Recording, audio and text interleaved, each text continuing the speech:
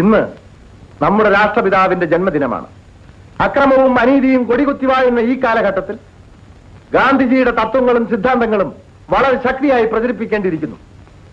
നമുക്ക് ചുറ്റും കാണുന്ന നഗ്നമായ അഴിമതിക്കും അക്രമത്തിനും അറിവ് വരുത്താനുള്ളൊരു പ്രതിജ്ഞ പുതുക്കലായി ഈ ദിനം നാം കൊണ്ടാടണം. സത്യവും അഹിംസയും സഹാനുഭൂതിയും നാം ഓരോരുത്തരും സ്വന്തം ജീവിതത്തിൽ പകർത്തിക്കാട്ടണം. പ്രസംഗമല്ല, പ്രവൃത്തിയാണ് ഇവിടെ ആവശ്യം. ഗാന്ധിജി നമ്മെ പഠിപ്പിച്ചത് നാം അനുഷ്ഠിച്ചേ പറ്റൂ. അദ്ദേഹം നമ്മിൽ അർപ്പിച്ച മഹത്തായ കടമകൾ വരും തലമുറയെ പഠിപ്പിക്കേണ്ടത് നമ്മുടെ ചുമതലയാണ്. ഒരു തയ്യാറെടുപ്പായി ഈ ദിനം പ്രയോജനപ്പെടുത്താനാണ് നാം ഓരോരുത്തരും ശ്രമിക്കേണ്ടത്.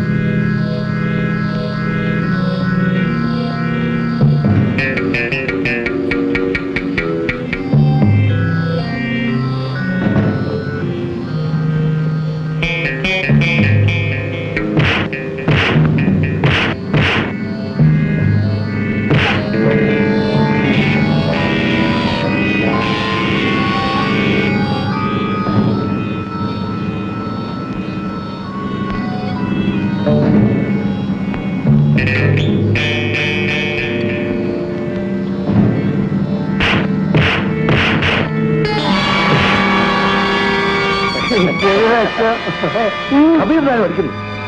നമ്മുടെ കബീറിനെ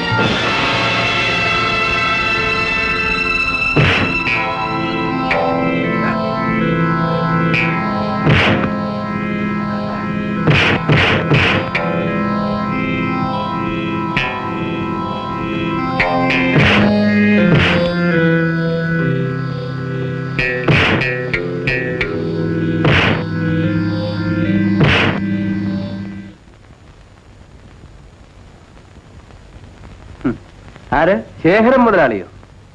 എന്താ ഒരു പുച്ഛരസം? വെക്കണോടെ ഒരു കൊലപ്പുള്ളിയോട് അത്ര ആദരവ് വേണ്ട. കൊലപ്പുള്ളിയോ? Hello, sub inspector here. ആര്? ഹേമയോ? ഇത് പോലീസ് സ്റ്റേഷനല്ലേ? ഇവിടെ കള്ളന്മാരും കൊള്ളക്കാരും മാത്രമല്ലേ ഇവിടെ ഉള്ളൂ. ഒരു നിമിഷം. നിങ്ങളുടെ മകളാണ്, സംസാരിക്കണം. എന്താ മിസ്റ്റർ എന്നെ നിർത്തി അവമാനിക്കുകയാണോ? അല്ല, ബഹുമാനിക്കുകയാണ്. പിന്നെ വിളിക്കാം. മിസ്റ്റർ, ഇവിടെ ഇരുന്നിട്ടുള്ള ഓഫീസർമാരെല്ലാം എന്നെ വീട്ടിൽ വന്ന് കണ്ടിട്ടേ ഉള്ളൂ. ഓഹോ, നിങ്ങളെ ഞാൻ ഇങ്ങോട്ട് വിളിച്ചില്ലല്ലോ. എന്റെ കുറെ തൊഴിലാളികളെയാണ് നിങ്ങൾ ഇവിടെ അറസ്റ്റ് ചെയ്ത് വെച്ചിരിക്കുന്നത്. തൊഴിലാളികളോ? ഇവരൊക്കെ കൊള്ളക്കാരല്ലേ? നിങ്ങൾ എറിഞ്ഞു കൊടുക്കുന്ന എച്ചിലിന് വേണ്ടി എന്തും ചെയ്യാൻ മടിക്കാത്ത പട്ടികളാണ് ഇവനൊക്കെ. അവരുടെ പേരിലുള്ള കേസ് എന്തെന്നറിയാനാണ് ഞാനിവിടെ നിൽക്കുന്നത്. തൽക്കാലം അറസ്റ്റ് ചെയ്തത് ഒരാളെ ആക്രമിച്ചതെന്ന് മനസ്സിലാക്കിയാൽ മതി. ബെയിലുകളാണല്ലോ. അവർ ജാമ്യത്തിൽ ഇറക്കാനാണ് ഞാൻ വന്നത്. നിങ്ങളാരും ജാമ്യത്തിൽ ഇറക്കും? എടോ ഇൻസ്പെക്ടർ, ഒന്നിലധികം കൊലക്കുറ്റം ഉൾപ്പെടെ നിരവധി കേസിലെ പ്രധാന കണ്ണിയാണ് നിങ്ങൾ. നിങ്ങളെ ഈ പുറത്തുവിടാൻ സാധ്യമല്ല. You are under arrest. എടോ ഇൻസ്പെക്ടർ, ഞാനൊരു വിഡ്ഢിയല്ല. എന്താ? ഇംഗ്ലീഷ് അറിയില്ലേ? വായിച്ചു നോക്ക്. ഇക്കാര്യത്തിൽ ആരുടെയും ശുപാർശ ഞാൻ സ്വീകരിക്കില്ല. തനിക്കെന്ത് ശമ്പളമുണ്ട്? അത് ചോദിക്കാൻ താരാര്?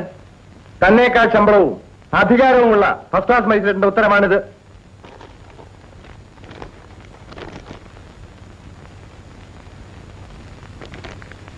മുൻകൂർ ജാമ്യം. എന്താ, അറസ്റ്റ് ചെയ്യുന്നില്ലേ? തൽക്കാലം നിങ്ങൾ രക്ഷപ്പെട്ടിരിക്കുന്നു. എന്റെ ജോലിക്കാരെ ജാമ്യത്തിൽ ഇറക്കണം. അവരെ ഞാൻ കോടതിയിൽ ഹാജരാക്കും. ആ ശരി, കാണാം. ഒന്നാറ്റു ഇവരെ ലോക്കപ്പിലാക്കൂ. നീയും ആ സബ് ഇൻസ്പെക്ടർ ജയചന്ദ്രനുമായിട്ട് എന്താണ് ബന്ധം? ജയേട്ടൻ എന്റെ കോളേജ് മേറ്റാണ്. താമസമാണ് തെളിയിച്ച് പറയടി. ജയേട്ടൻ എനിക്കിഷ്ടമാണ്.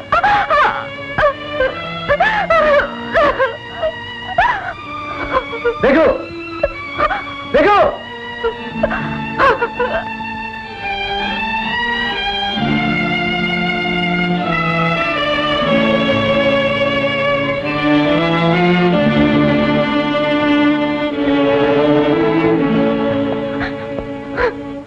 ഇവളെ കൊണ്ടുപോയി മുകളിലത്തെ മുറി കൊണ്ടുപോയി പൂട്ടിയിട്ട് താക്കോലുണ്ട്. ഡാഡി, കൊണ്ടുപോ. ഡാഡി, അമ്മേ.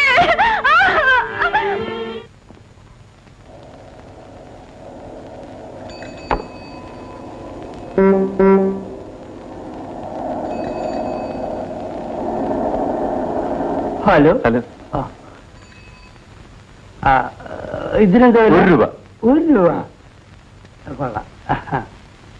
കപ്പലുണ്ട്. കപ്പലണ്ടി എന്ത് വില? 75 പൈസ. 75 പൈസ.